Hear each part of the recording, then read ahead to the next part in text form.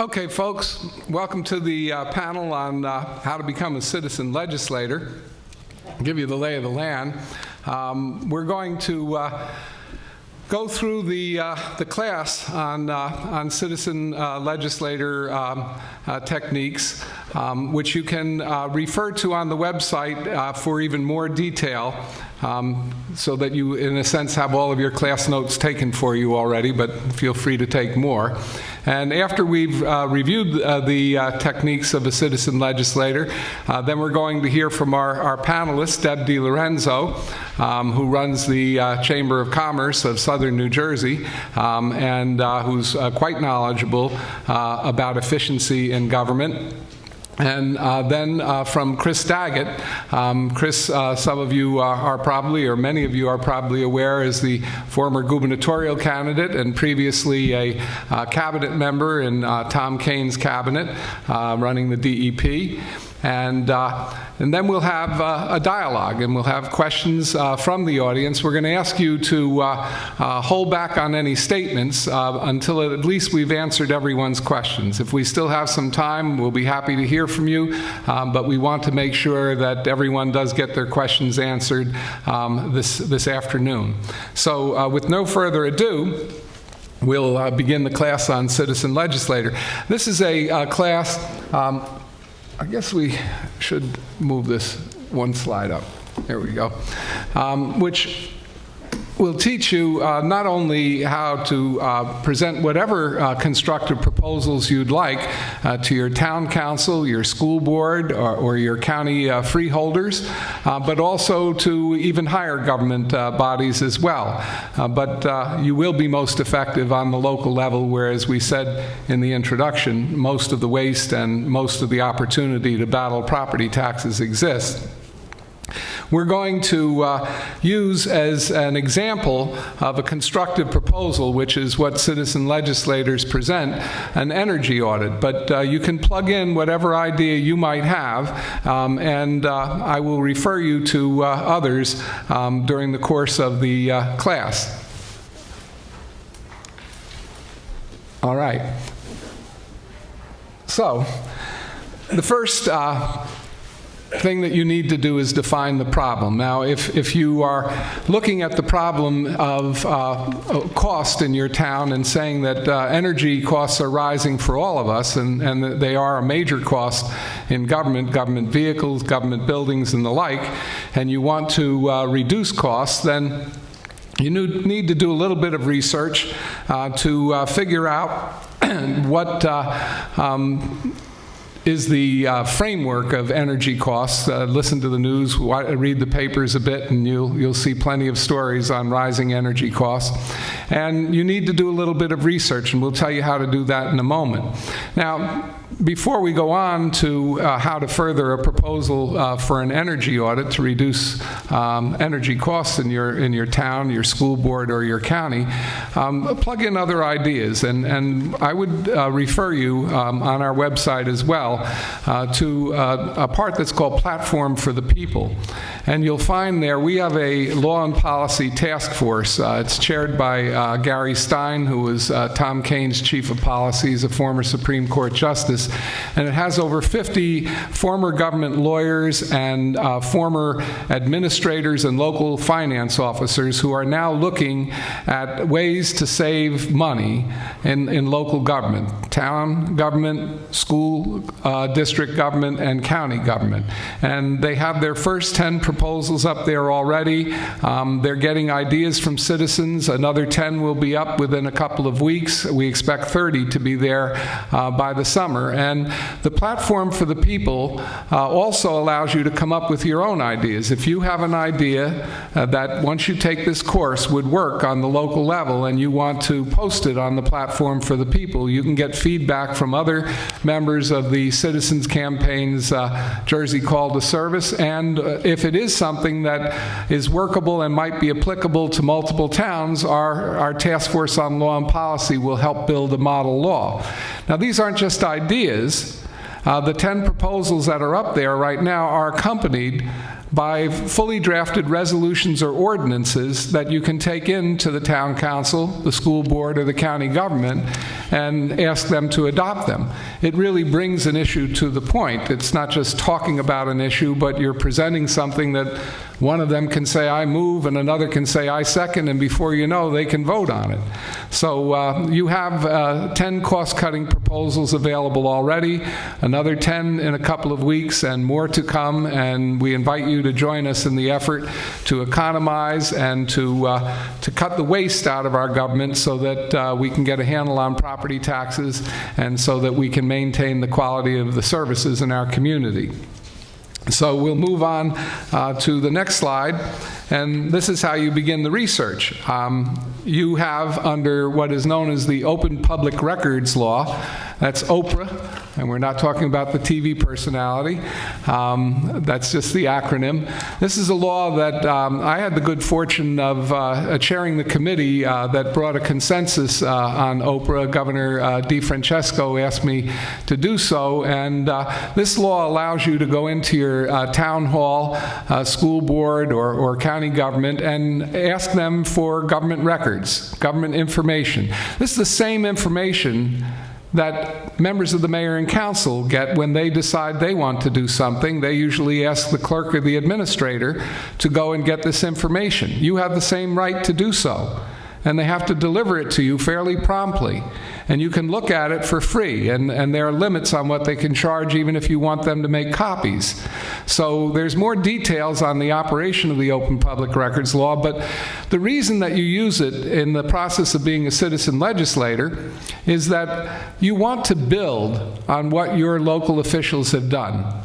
As I said in the introduction, we're a no-blame group. We believe that democracy is based upon the citizenry, that the citizenry is the last bastion of responsibility.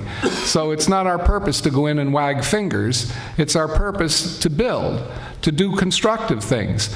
So if you went into your town council and said, you know, energy costs are rising and we need an energy audit, and you didn't look and see what they've done already, then you're just complaining. And you may not get a good response because they may say, well, we already did an audit of our vehicle fleet. Well, if you make an OPRA request, an Open Public Records Law request, a very simple form, you fill out and you say you want any information pertaining to audits that have been done, any resolutions authorizing an energy audit in your town, you may find out that they've done a partial audit. So then you can go in and you can say, look, you've done an audit of all of the vehicles and you're starting to replace your vehicles with hybrids or whatever, but we're also suggesting that you do an audit of the energy efficiency of your buildings. Or if they've done the buildings and they've just done the windows and so on, but they haven't done the boilers, you can say, I think you need to add the boilers. So you can go in and compliment your representatives on what they've done thus far and help them to do more. That's what democracy is at its best, when we're all in governance. So that's what you do when you want to get the information. You make an OPRA request. Now, make sure that your proposal is within the authority of the government body that you're appearing before. Sometimes you go and you're proposing an audit that pertains to buildings that are owned by the county. You should be before the county freeholders, not the mayor and council. Or you might go before the mayor and council and want an audit that includes all of the buildings, including the parking authority or the housing authority, and they may be independent authorities that you need to appear before separately. So it's good to know and make sure that that government entity has the authority over the proposal that you're making. And we'll show you, and again, you can consult the website for the ways that you go about finding out whether there's authority there. But the League of Women Voters, the League of Municipalities, and the Citizens Campaign are all there to help, as well as your coach, who can tell you whether you're within the right realm of authority. The next is to identify a funding source. I'll tell you, I've been a council person, I've been a freeholder, I've had a lot of jobs in my past life before the 10 years of this call to service effort. Worst thing to do is hear somebody say, you've got to do this, you've got to do that, and they don't tell you where the money's going to come from. And I think maybe that's one of the reasons we got into the difficult situation that we are in economically, because we didn't consider that everything costs something, and we've got to identify a funding source. It might be that you're going to reduce funding elsewhere in the budget to provide funding for your proposal. It might be that you're going to identify a grant source. Here, with respect to energy audits, that's pretty easy, because the federal government supplies lots of grants for towns to do energy audits, and there are still some locally as well in the state government available. So there is money to get the audit done without having to burden the taxpayers. And if you implement the audit completely, in most instances, you get back all the costs and then start just saving money. So you need to identify a funding source. Now, another helpful hint to the citizen legislator is come equipped with best practices. You see some of them listed up there. The town of Montclair, for example, did an energy audit that in the end, through grants, didn't cost them a penny, and reduced their energy costs $100,000 a year. And this just for the town government, not including the school board. There would be more because there are more buildings in the school board. But some citizens just figured out a way to save $100,000 a year. Here, a best practice might include taking a look at Atlantic County. Atlantic County has been one of the most energy efficient counties in the state. And you might have a best practice. You might do some records request research there and find out how much they're saving. You go into your own county and say, Atlantic County is saving X hundreds of thousands of dollars a year. We should too. It's hard to put down a proposal when there's already a dollar savings amount that's been proven to work in a similar government, a county or other municipality. So take a look and find some best practices.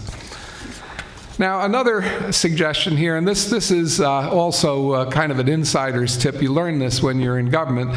Sometimes you come with a big proposal, and you're met with the fact that it just costs too much money, or it's too big to do all at once, or you're getting resistance.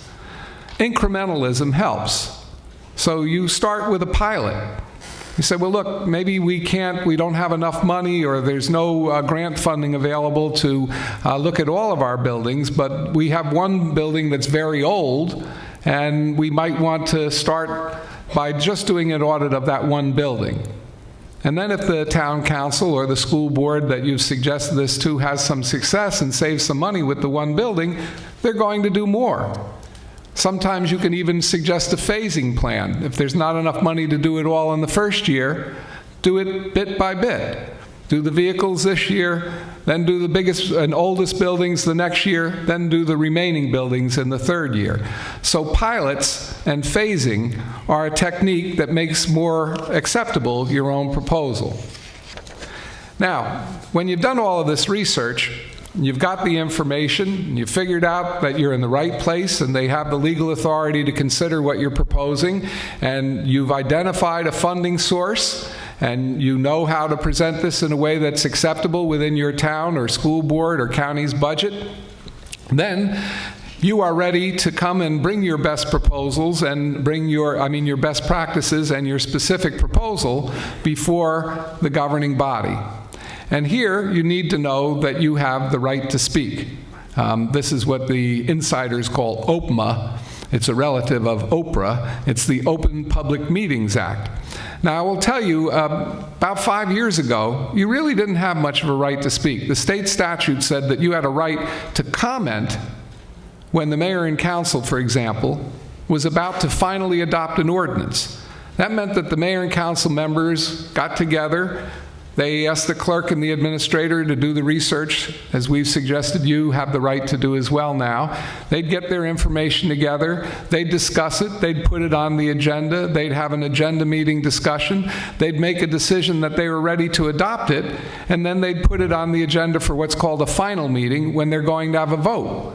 And then you, the citizens, had the right just to comment on what they were doing, but it was usually a done deal. Now, we helped put together a law in the Citizens Campaign that amended that statute and that now says that you have the right to introduce your own proposal at the very same time that the mayor and council does. You can be at the agenda meeting. You don't have to just be responding to something that your governing officials are doing. You can make your own proposal right at the starting line. You can suggest to them that you have a good idea and you'd like them to put it on the agenda. You have the right to speak. There are more details on the right to speak law that are in the website as well. Now, the next strategic advice to you is the respectful presentation. And this is not a matter of etiquette. This is a matter of smart politics. If you maintain respect for your elected officials, even if you don't like them, all right? Because they hold an office in your government, and you need to give that office respect, even if they somehow disrespect you. You do not lose your position of respecting those offices. Mr. Mayor, Madam Mayor, members of the council, you treat them with respect and you command that they respect you. If you lose that posture of respect, you lose an awful lot of power. So this is a political power strategy. It's not just a matter of courtesy. You need to know the rules of making your presentation. Almost all communities have a set of rules. You can ask the town clerk for them, and they tell you if you need to sign in. Some of them require that you sign in advance. Others you can sign in the day of the meeting, and some just allow you to come up to speak even without signing in. Some of them have time limits. Some allow you to speak for 3 minutes, some for 5 minutes. You need to know those rules. If you're making a major presentation and you have a 3-minute limit, you may want to bring a few friends. And you do part 1 for 3 minutes, and they do part 2 for 3 minutes, and your third friend does part 3 for 3 minutes, and you can get the entire presentation in. So you need to know the rules. It's like any sport. If you don't know the rules of the game, you're going to foul out real fast. All right, so learn the rules of the game and campaign for your issue. Now you might say, well, how do you do that? It's not a campaign. You're not buying ads. You don't have literature. Well, first of all, go and introduce yourself to the members of the mayor and council in advance. And there was a young man who took our class in Jersey City. He wanted to make a proposal. He was about 23 years old. He was terrified. Going before, Jersey City has a big, august dais for the mayor and council, an old council chamber. And we told him part of this is you need to go and introduce yourself. You need to go early when they're arriving and introduce yourself. And he came back to us after introduction, and he was all excited. He said, you know, he said, the council president coaches my brother's softball league, and he introduced me to this other council person. Before he spoke, he had half of the council who are friends of his or his family. So it's a very good thing to let them know who you are, let them know what you're there to talk about, so you're not just coming in a cold posture, but you're coming in as a member of the community who's done them the courtesy of introducing yourself. Introduce yourself to members of the press who might be in the audience. Tell them what you're there to speak about. They're going to wake up when it's time for you to speak. Many of them are working hard, and they've got deadlines, and they're taking notes on the last thing that was said. But then suddenly you stand up, and since you introduced yourself, they go, well, let me see. He or she said they were going to speak about such, and they start paying attention. And getting a story about what you're doing can often further the cause. And then you need to pitch your agenda. Means you've got to figure out, do you have the vote? Sometimes you're going to go in and you will have already talked to members of the mayor and council, and they like your idea and they say, come on in, we'd love to hear it, and we're for it. And you can ask them to put it on the agenda for a vote. And then you may find a council person say, I move, and another say, I second, and the matter goes up on the agenda for a vote. If you don't have that, you can ask them, would you please put it on the agenda for discussion? You know, one of the most difficult things is, and I've seen this happen before, so I'll give you a little advance notice about it. You do all of this research, you build a constructive proposal, you figure out how to fund it, and you go before your mayor and council and make a wonderful, respectful presentation. And then the mayor or the council president says, that was great. You must have done a great deal of research, and you've been very conscientious about this. This was very enlightening. We really appreciate your presentation. Next. And you go, whoa, what happened? I did all of that, and where did it go? It just disappeared, unless you know how to follow your proposal. There was a lady in the Citizens Campaign taught this to me. She said there's a good phrase that you need to learn. When you finish the proposal, if they just say next or they say it was a nice proposal, you say, can you please tell us, Mr. Mayor, Madam Mayor, or Council President, to which of the experts or committees of this government the proposal will be referred to, and when might we expect a report back before this council? Oh boy, all of a sudden the press is writing, okay, they got a report back. Mayor is saying, I got to do something with this. It has to be referred to somebody. Now you put the ball in play.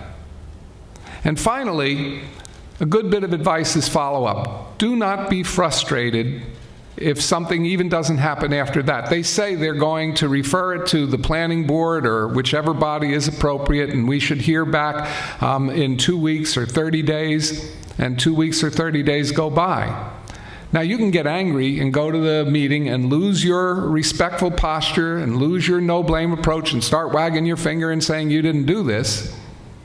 Or you can understand the inside. And I will tell you, I think I was a conscientious elected official myself. There's packs of new information coming in every day. There are budget reports and so on, and you can get lost.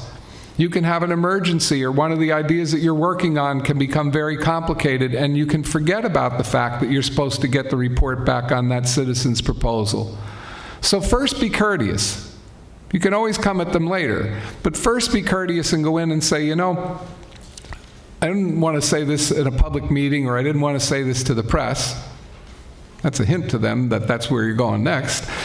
But you said this would be reported back on in 30 days. Can you tell me what happened? And sometimes there's a bona fide reason it got delayed.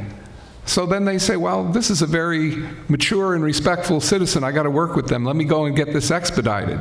If they blow you off and they go, well, I don't know, well, then you still can go to the press, and you still can come to the next public meeting and say, I think if you check your minutes, you said 30 days, it's now 45 days. I did ask about what was holding it up. I didn't get a satisfactory answer. So you still have power, but start with a respectful approach. Now, this is the respectful presentation, and I just went through those points. So use the no-blame approach. Get a commitment. To whom is it going? When is it going to be reported back on? And follow up. Now, one more technique here. Consider your timing.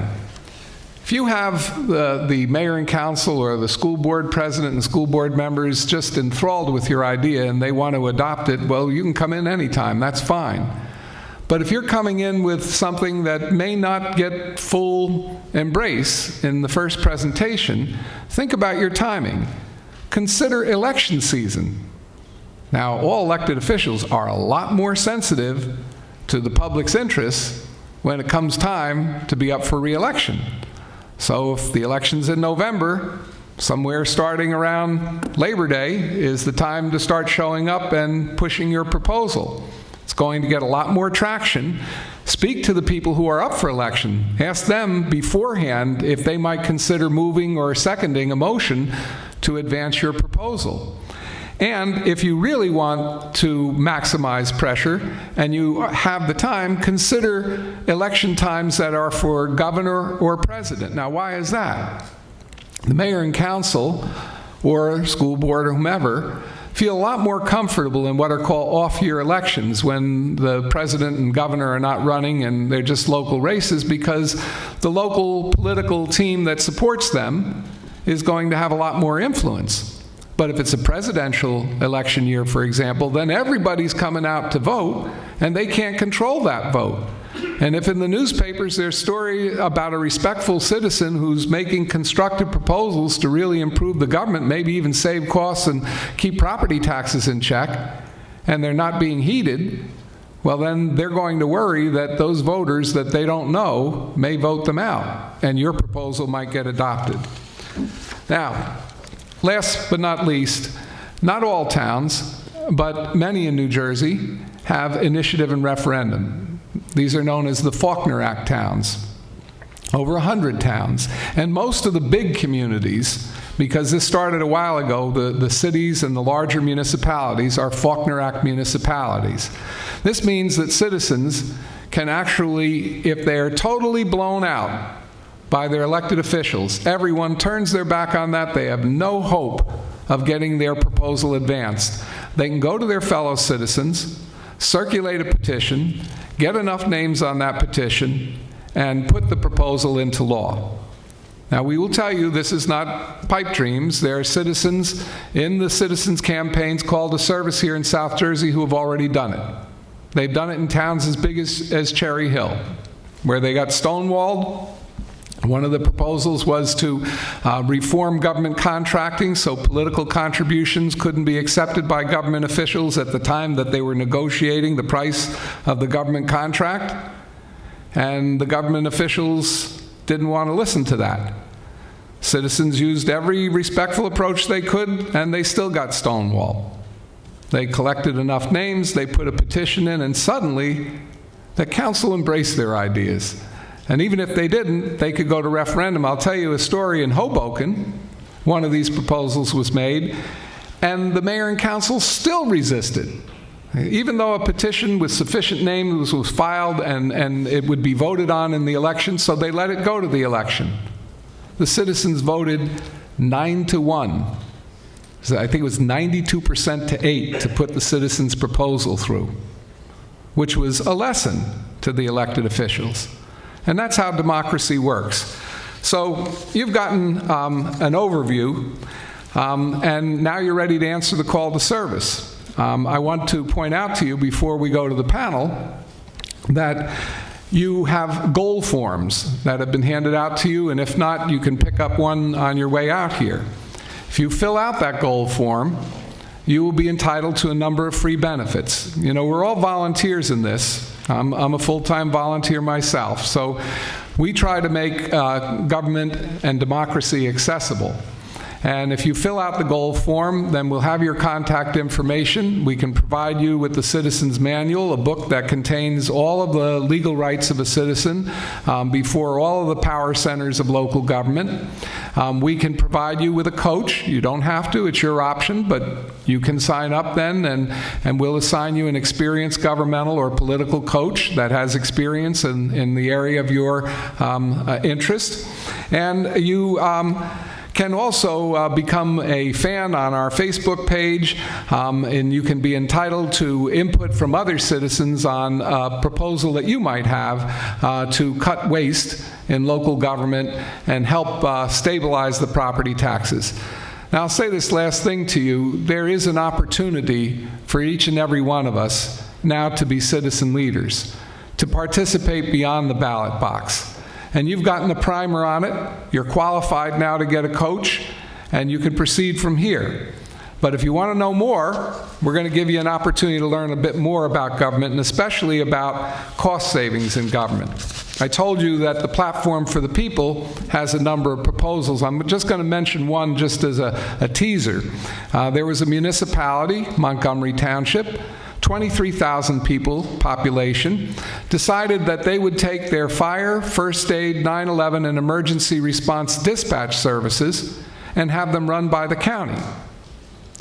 What happened was they not only got more professional dispatching and the ability to bring in emergency services from outside municipalities more efficiently, but they are saving $1 million a year, every year.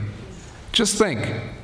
One citizen with one constructive proposal, and you'll find this on our Platform for the People with a ready-to-adopt resolution, can bring about that kind of cost sharing and that kind of $1 million a year savings in your own community. And if each of us does a little something like that, then we're going to stabilize our property taxes and maintain our quality of life.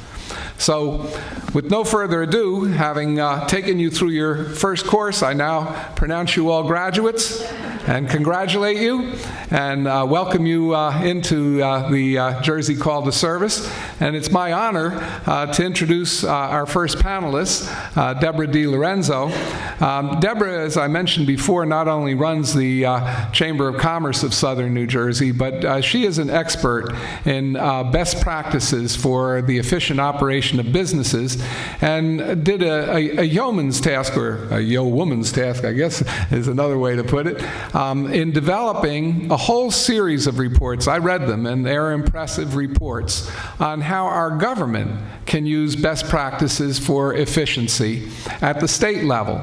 Now, some of you might say, well, wait a minute, you've been talking all about local government, mayor and council, school board, county.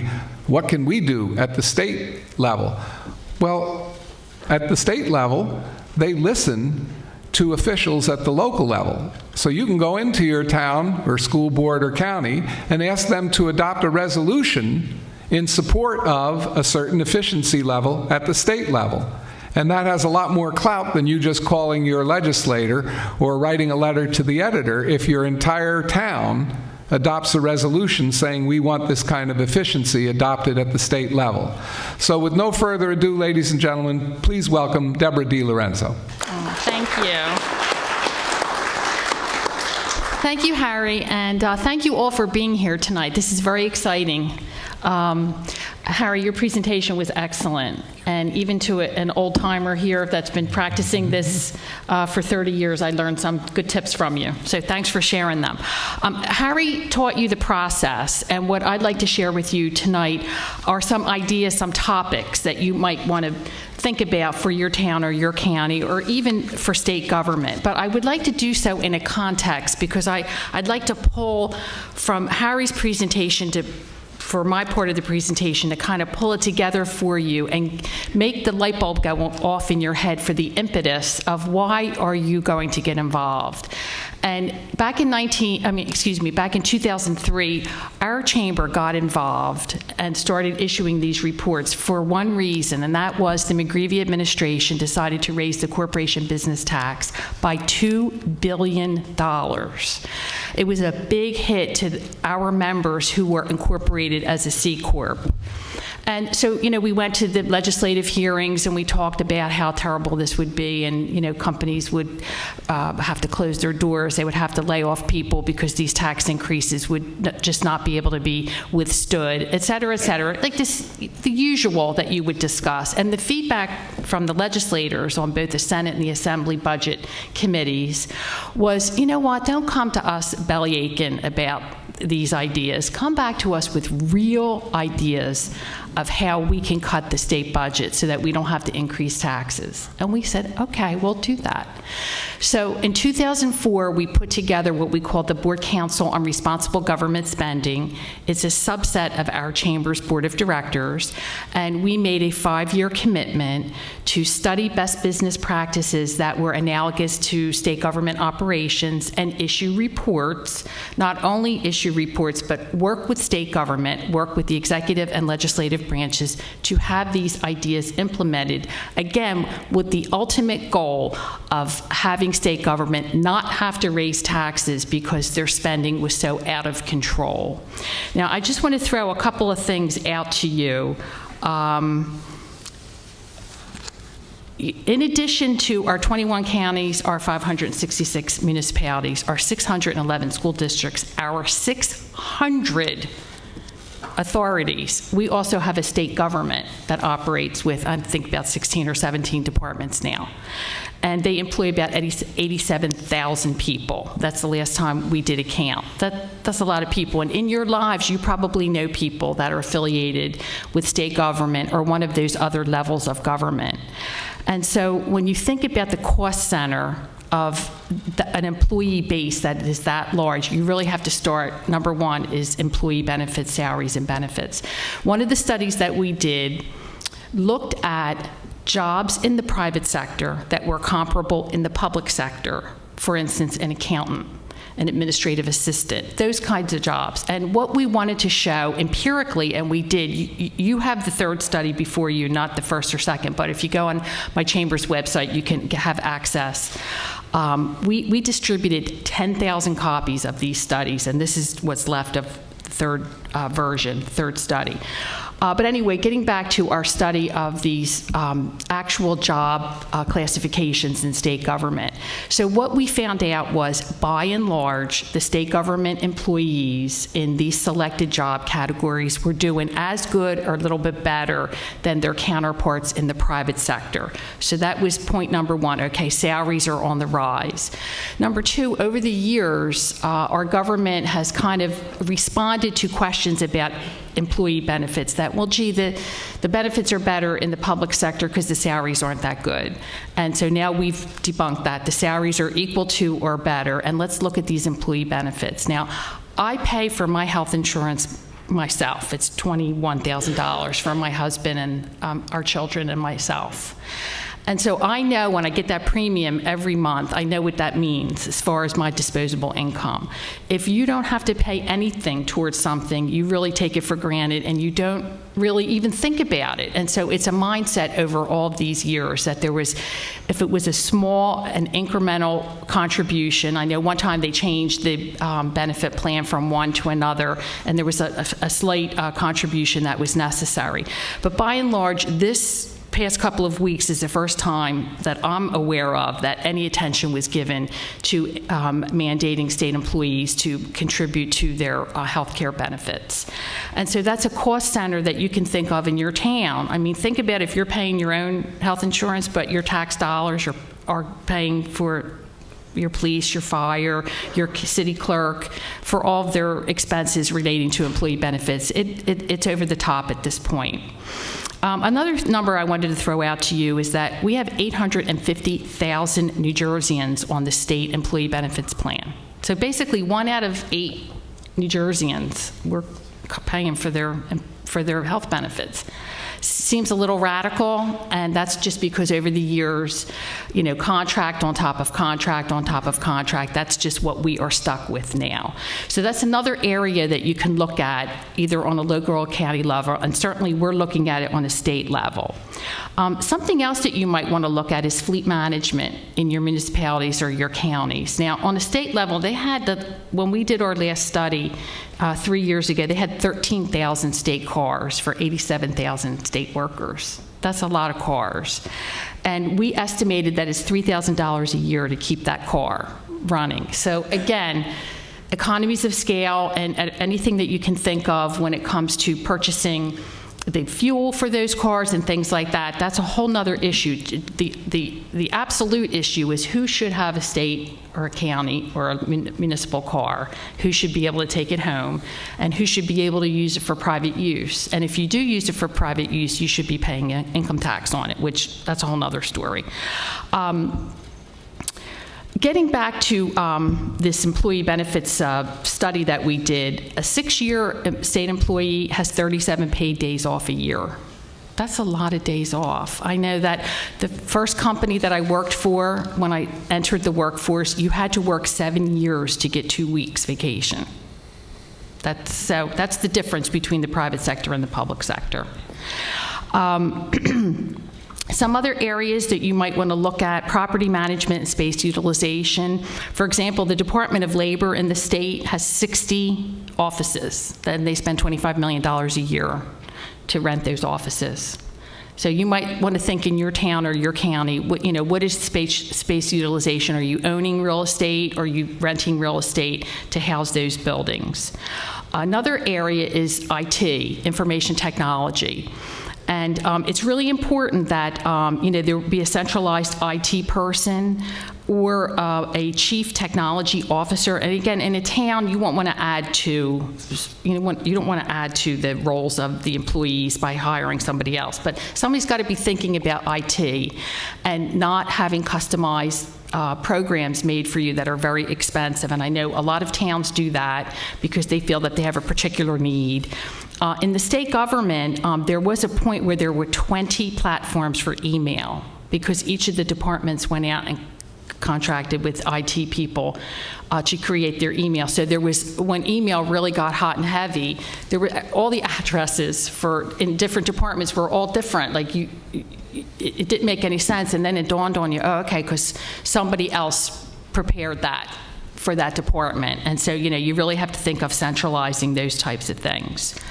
Another area is procurement. On the state level, the state buys about $1.5 billion a year in goods. And so, you kind of have to think about the lower number that your town might be buying, but think about how are those, is that stuff going out to bid? Are they taking the lowest bid? Does it look fishy about who's getting what? I know, I won't name the town because, anybody who lives in Atlantic County might know this story, but I'm not going to name the town. A town bought a fire engine that another town's fireman worked for the company that sold the fire engine. So just right there, to me, that's a big question mark. So this town bought the fire engine, and this town's fireman, one of the firemen, not the chief, but one of the firemen, works for the company that manufactures the fire trucks. So let's just find out, and oh, by the way, it looked like it was about $60,000 more than what they could have gotten. Again, you don't want to, as Harry pointed out, you don't want to raise your hand and ask a question that you might not know the answer to. A little research in areas like that would be very important. A big one, and Harry's example, is energy and energy utilization. The state government spends about $128 million a year for its buildings, to heat and cool its buildings. So wouldn't it be like a good idea and like an easy thing to just have a mandate that you turn the lights out when you're done at the end of the day, or that you turn your computers and printers off? I mean, I think that that's a pretty simple thing to do. But that mandate does not exist. And don't know why. It seems like it would be a pretty simple thing to just tell everybody to do that, and you'd probably save a lot of dollars on that. So there's simple conservation like that, and then there's reviewing the building energy performance. So an energy audit, as Harry indicated, for one of your topics that you might want to undertake, pretty much the utilities do that for free. So you might be able to have somebody come in. You wouldn't believe the savings that you would have if you had these new high energy efficiency light bulbs. They save a lot of money in your homes, but also in a big municipal building, that would save a lot of money, tens of thousands of dollars a year.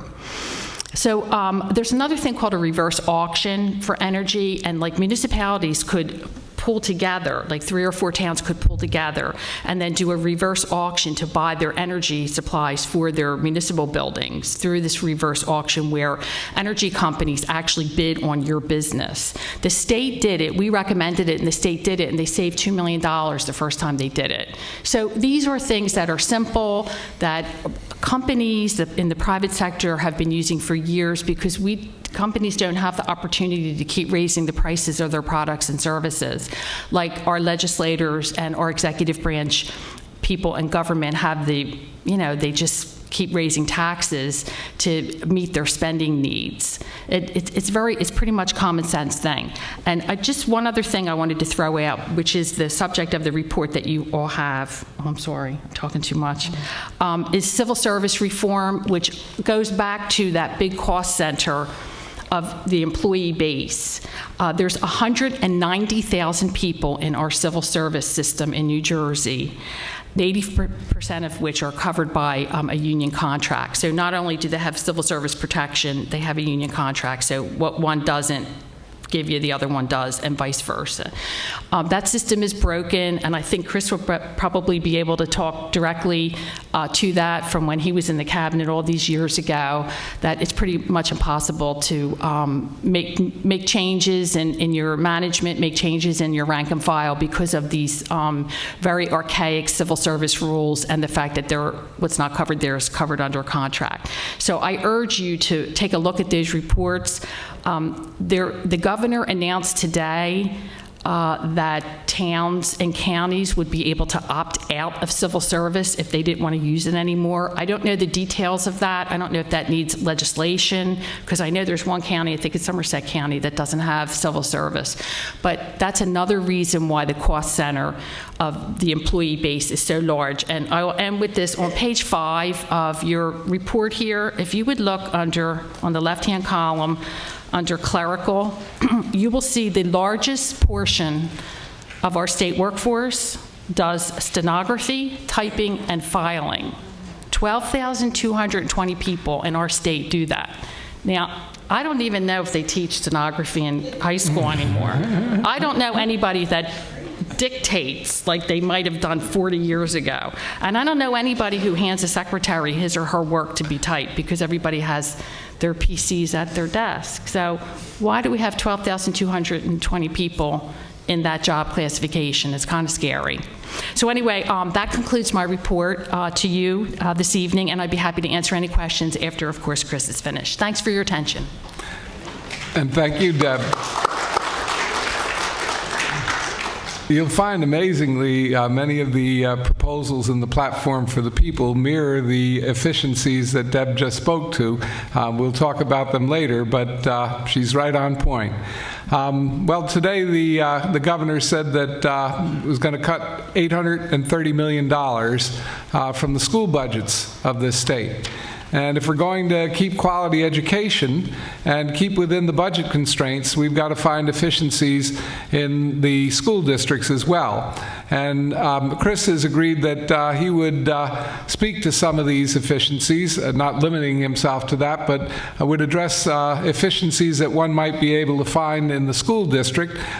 He's certainly an expert on local property taxation. He campaigned on it, but probably draws a great deal of expertise from his wife, who also serves on a school board. So service is in the Daggett family. And with that, I'll ask Chris to give you some information on ways to save money at the school district. Thanks, Harry. Is this on? Can you all hear me? This doesn't seem to be on. Oh, there it is. Okay. That better?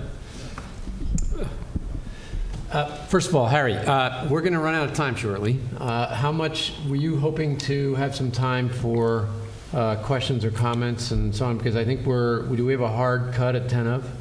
We can go a little bit later, but we'll try and preserve at least 15 minutes. Let me see if I can do this quickly.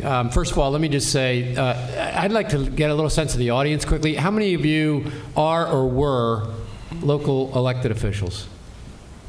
Okay. How many are or were school board members? Okay. Great. And how many are municipal or state employees? Okay. Good mix of people. Couple things. One, let me just thank Harry and the Citizens Campaign. I've been lending my time to it somewhat as well since my election ended, partly because I believe deeply in citizen service, but more importantly because I believe deeply in the fact that we need to get a better educated citizenry.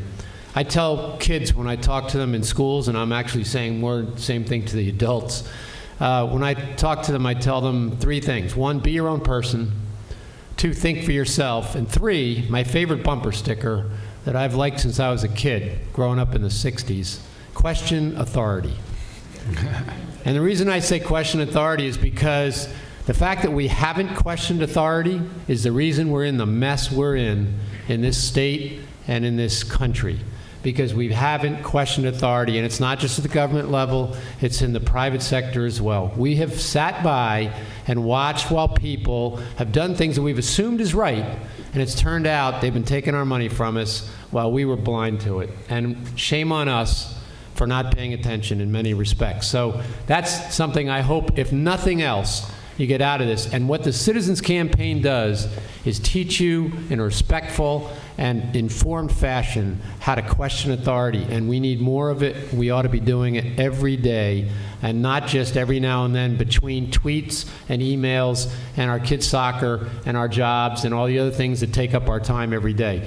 Democracy is only as good as the informed citizenry that follows that democracy. So I hope everybody will take some time and participate in the kinds of things that Harry has talked about and spent the last 10 years of his life working on.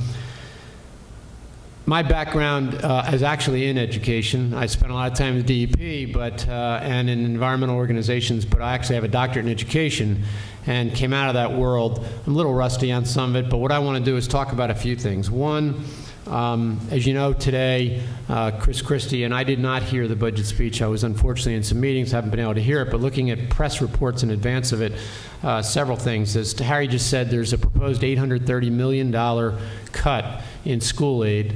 That's on top of an already, I think it was $450 million that was cut in this budget that ends in June. So it's not even, so that's a hit there, and then which took up most people's surplus, or most towns' surpluses, school board surpluses rather, and then now facing an $830 million cut. And it doesn't leave people with a whole lot of choices. First you could raise taxes. And it's going to get a little tricky in this budget year because school districts and all of us vote on school budgets in April. This budget is not going to be passed until June 30th, assuming that the law is adhered to and we meet the constitutional deadline to get a new budget and we don't drift into July the way it has happened a couple of times.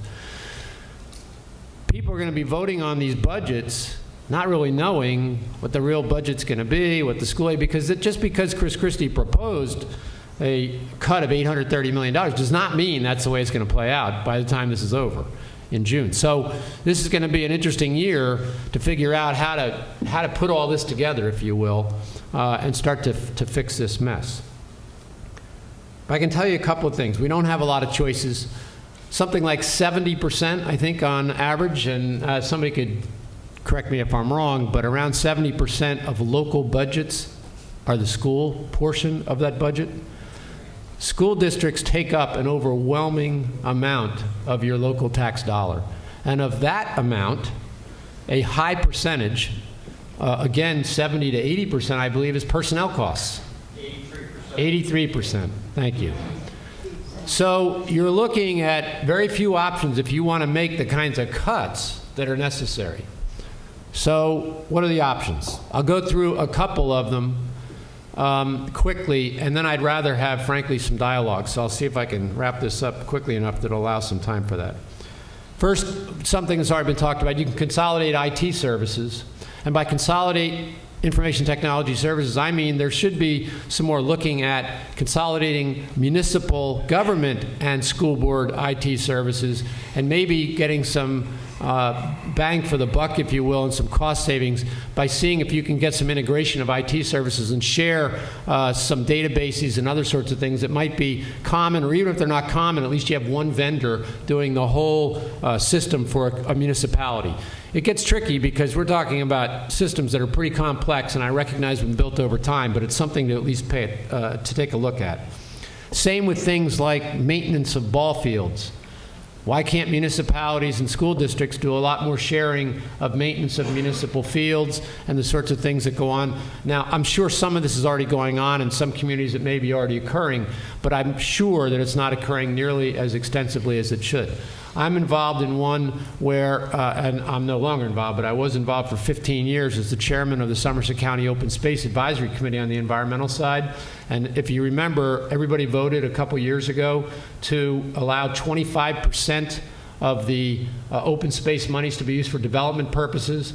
And at least in Somerset County, what that money is being used for in a number of cases is putting in artificial turf fields, particularly in areas that don't have a lot of open space, like our more urbanized areas, North Plainfield, Somerville, and so on.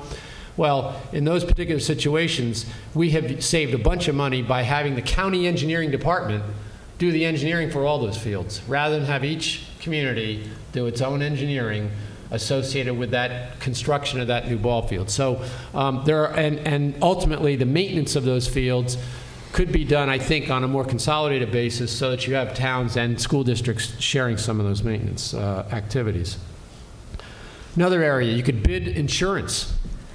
In one community that somebody from the Citizens Campaign has worked on, they found that if they had bid insurance or they had used the state insurance program instead of the local, I want to say the contract was handed out. I don't know if that's quite fair to say, but it wasn't bid. There was a $7 million annual savings that you could get from that process. So there is something to be done there in the insurance side for school districts or for, and how those insurance is purchased at the school district level. The hard cap. I campaigned a lot on the idea that we ought to have a cap that is tied to the cost of living, not tied to something arbitrary, which has been 4%. And then the 4%, as you know, had a whole bunch of exceptions. So that I think the Star Ledger found something like a third of the communities in New Jersey exceeded the 4% cap last year. There's been talk in the last couple of weeks about a hard cap of about 2.5%. You put that hard cap on and have no exceptions or some very minor exceptions, and it's a new ball game. And so where are you going to make those cuts if you have to go to the major area, which is personnel costs? Some things, I'm not saying whether I advocate them or not, but have to be on the table if you're going to do that. Class size. I have never seen any research wearing an education hat as well as a citizen hat that supports the idea that small class size has any impact or any effect overall on learning. You could jump your class size from 18 to 20, which is where a lot of communities are now, to 30, 35, and the effect on learning wouldn't be measurable. So the question is, should that be on the table?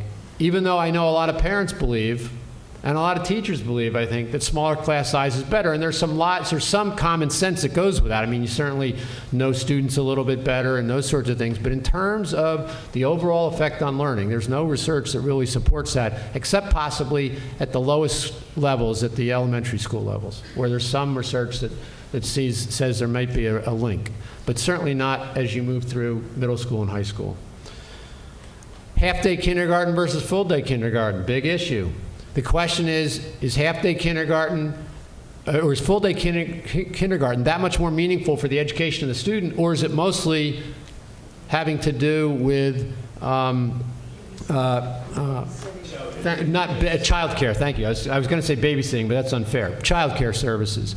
Now, that's a legitimate issue in that a number of people need that coverage if they're going to be in the workforce when you have two working parents, and I recognize that, and it's a difficult issue. But again, we need to think through it, and maybe what you have to do is have people that want to have full-day coverage pay extra for that as though it's the private setting. I mean, that again has to be something to be considered. It's a cost saving in personnel, but immediately you have the number of kindergarten teachers needed if you have half-day as opposed to full-day kindergarten. AP courses. There's a big myth, I think, that AP courses are important for kids getting into college. I can tell you that my kids, who are now through college, and my older daughter took 9 AP courses. My younger daughter took, I think it was 7. The question is, does it matter? Well, if a kid from Colorado comes out and his school district doesn't have that kind of offering, they still get accepted into the Ivy League colleges. You are compared colleges look at what kids take relative to the amount of courses they have to choose from. So if you only have 3 AP courses in your school and you take 2 of them, you're still going to get a good shot at getting into a Columbia or another Ivy League school. And so the question is, when you only have some AP classes that have 3 to 5 to 7 to 10 kids in it, can we afford that? It's at least a legitimate question to talk through and to put on the table along with the other questions, because ultimately it comes down to one of 2 things: teacher cuts or salary cuts. Teacher cuts is where most people talk. But at some point in time, you get to a point, and the same with services at municipal level. People want services. They just want them delivered more cheaply. So if we suddenly cut all the people out, you can't deliver the services, I think you're going to see a huge hue and cry over the next 3 months over this budget coming through. So the question is, do you do it, if you do teacher cuts, you can do it through attrition, but attrition isn't going to cover the gap that we're talking about. So you're going to have to go through furloughs or layoffs. I didn't support those in the campaign. I talked about the idea that maybe we ought to at least consider going back to unions, public employee unions, and say, look,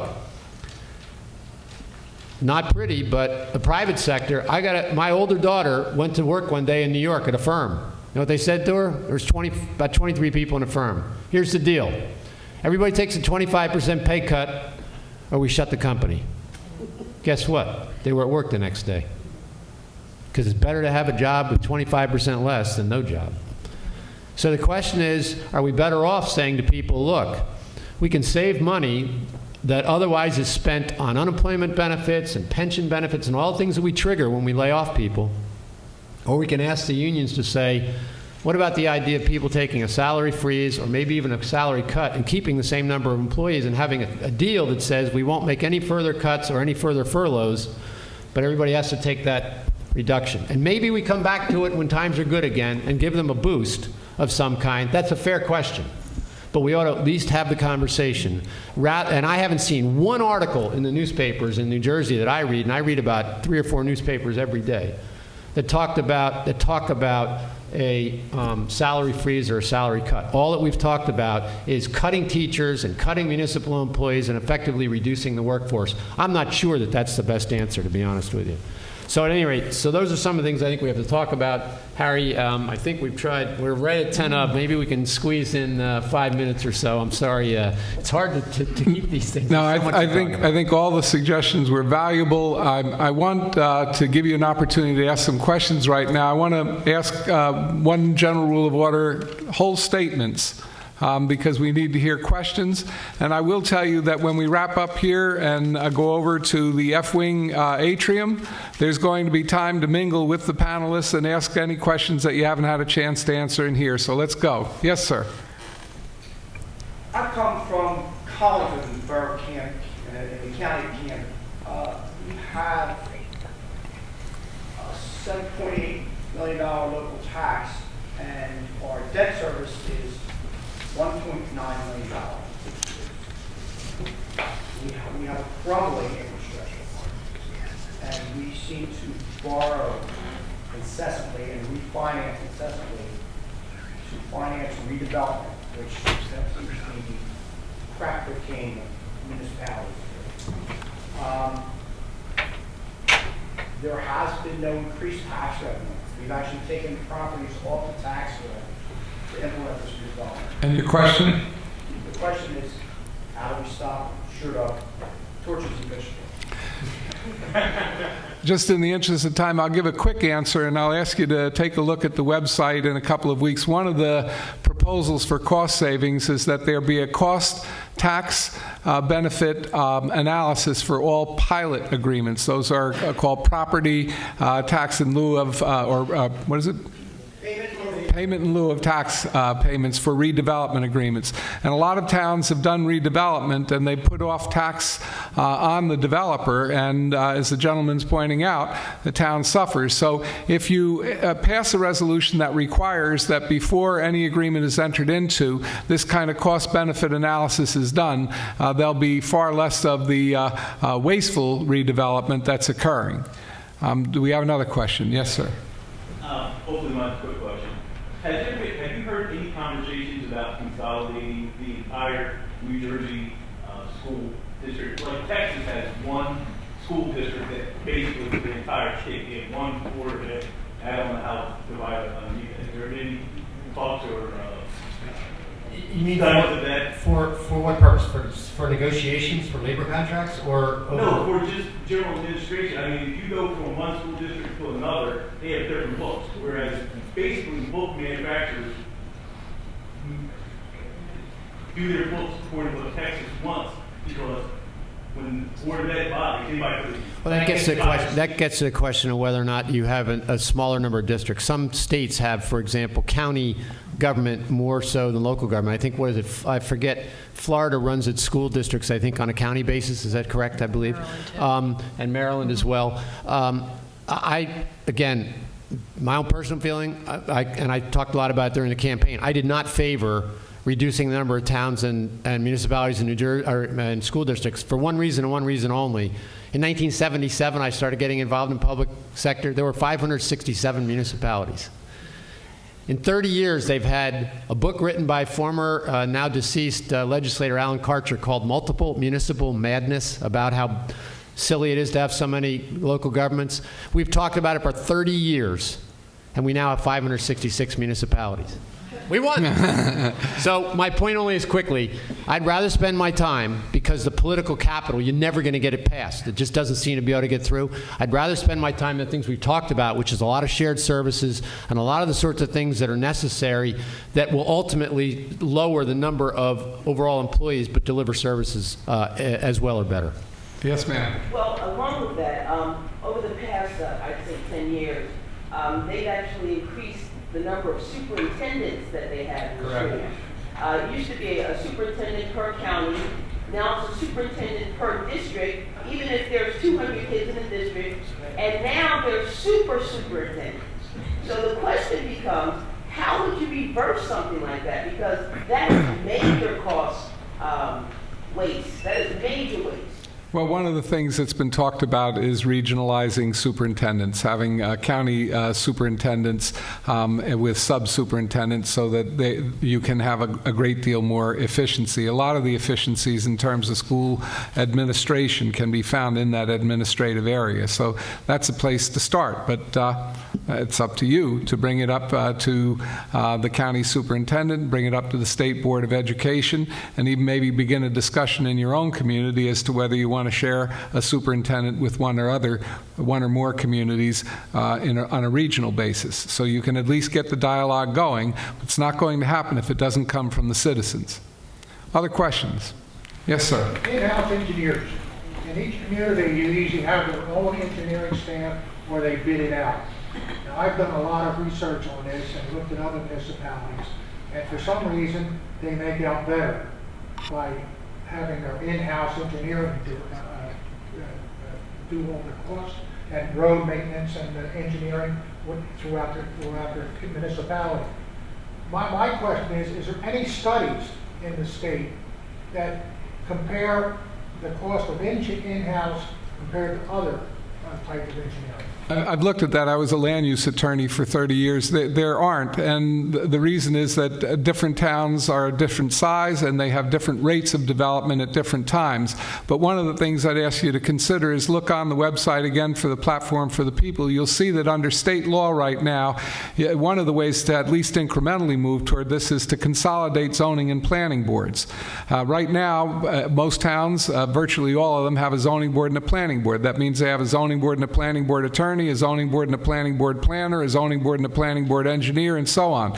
Towns of 15,000 people or less under state law can combine and form a single board, eliminating a lot of that cost. Other questions? Yes, sir. Harry, you mentioned getting involved with different party committees. What about if one is inclined to independent? There is no party committee there. How do you address that? You got, Oh, sorry. well, I'll give you a quick one just so that we can move on. We have one of the most regressive laws in all of the United States in terms of the formation of third parties. So you might want to address that for a beginning. Right now, you have to get 5% of the total assembly vote statewide in a given election. You have to get that many people. How many? 15? In order to form a third party. And so it's very difficult to do so, I won't kid you, but that's one that has to be addressed at the state level. In the meantime, you can, if you don't like the way your local party is going, you can join it and change it. You can reorient their priorities. It's not a hard thing to do, and if you're not satisfied, you can always change your registration after that, but you might as well get in the game and start to make a difference. Other questions? Yes, ma'am. Hi. I'm from Pennsylvania, and I used to work for a municipality which was considered one of the richest in southern New Jersey. But I live near one of the very poorest. And how would you, with trying to solve some of the education costs, I agree a larger class size wouldn't really have that much of an effect. I'm a baby boomer, and we had 35 in our classes, you know. But there are towns, like I said, who agree that they want to pay the higher school taxes so that they can attract more qualified teachers, and they can use that as bragging rights to maintain the higher home values, you know, and there's a lot that goes around that. And I really don't know, like I said, how you would balance that kind of disparity between, say, Downward Camden and, say, Tampa County. Regionalization is one way in setting up standards for education across municipal boundaries, but otherwise you're going to have to go to the state level to address that, and whether or not there is the option that a school district has to go above whatever the budget limits and caps are that are put in place. But I know what you're talking about. I'm a Catholic school boy, and the nuns had 60 of us, but they could hit. So, one last question. Talking about the waste of taxes, a case comes to mind, which is the demolition of Untitled Chapter.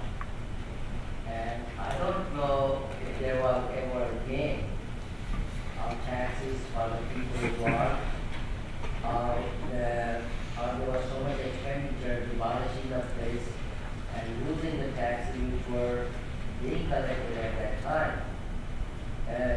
I wonder if there can be even a rule which can abolish that type of practice where there is no benefit from demolishing a place and getting nothing in return. Well, that, sir, is what we referred to before. They're called pilot agreements, payment in lieu of property taxes. They're agreements that are done in the context of redevelopment.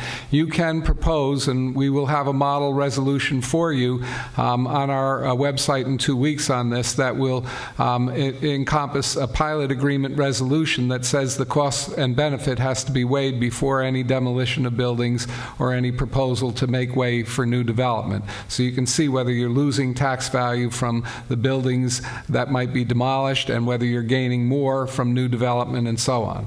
But I'm very sorry, but there's a celebration at hand, and we have a keynote speaker, the former Secretary of Commerce, Gil Medina, and there's food and refreshments for one and all, and we're all coming, so we'll keep answering your questions until you're finished asking them, and we thank you very much for your attendance.